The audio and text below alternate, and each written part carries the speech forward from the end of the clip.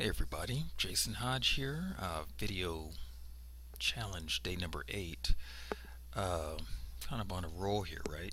Talking about a lot of different books that have impacted my life, and right now I'm focusing on the books inside of the collection of books in the Bible.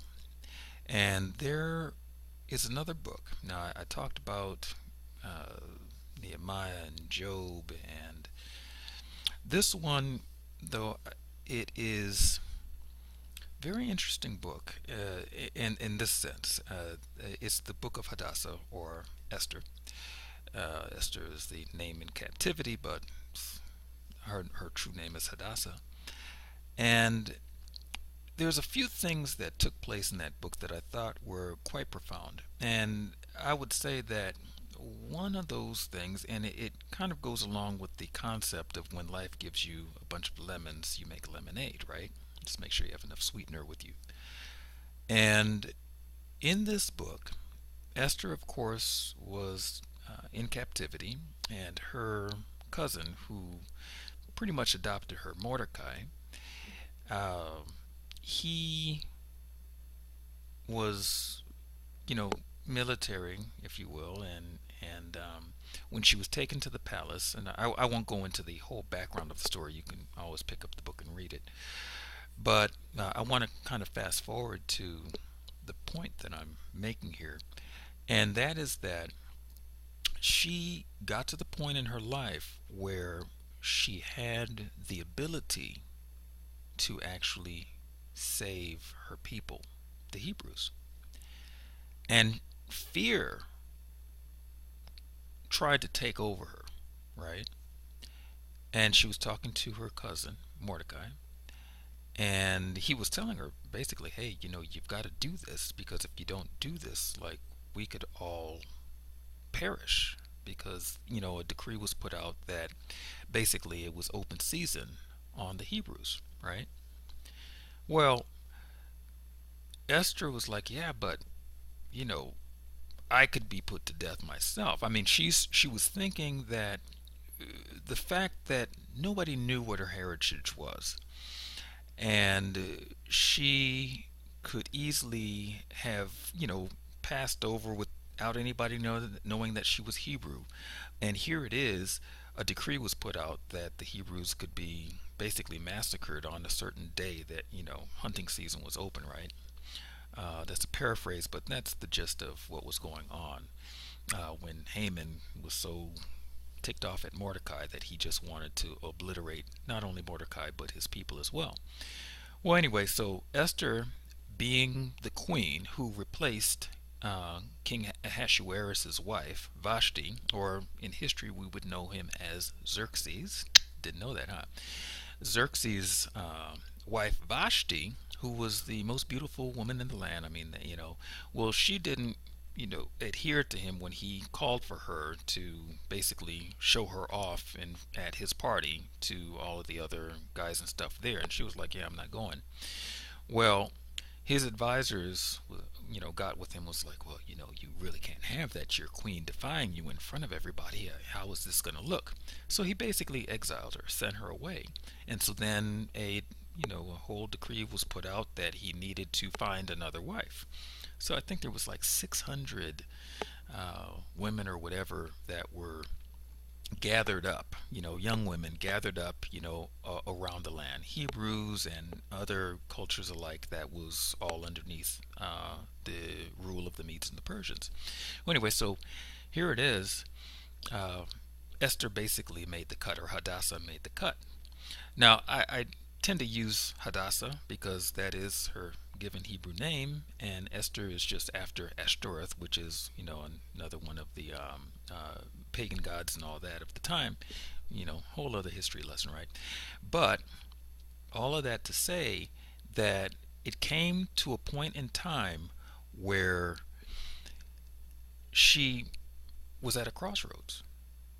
She could either save herself and lose her people, or she could risk her own life and could have ended up losing not only her life but her people's life as well.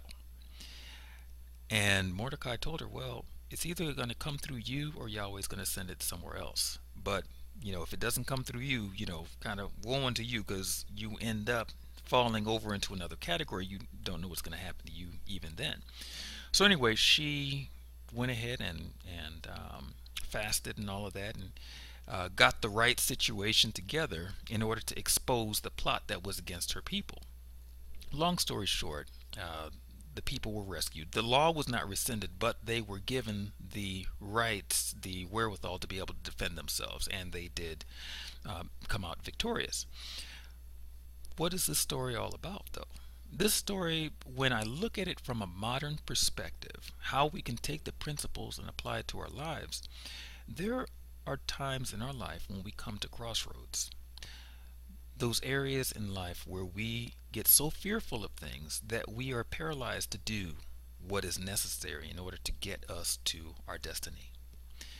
And we could either shrink back in fear and absolutely fail at it, because if we don't move forward, we're going to fail. That's a guarantee. Or we can take our chance and move forward despite the fear and have a better chance of actually accomplishing the purpose that we are here for. So I've got a question for you.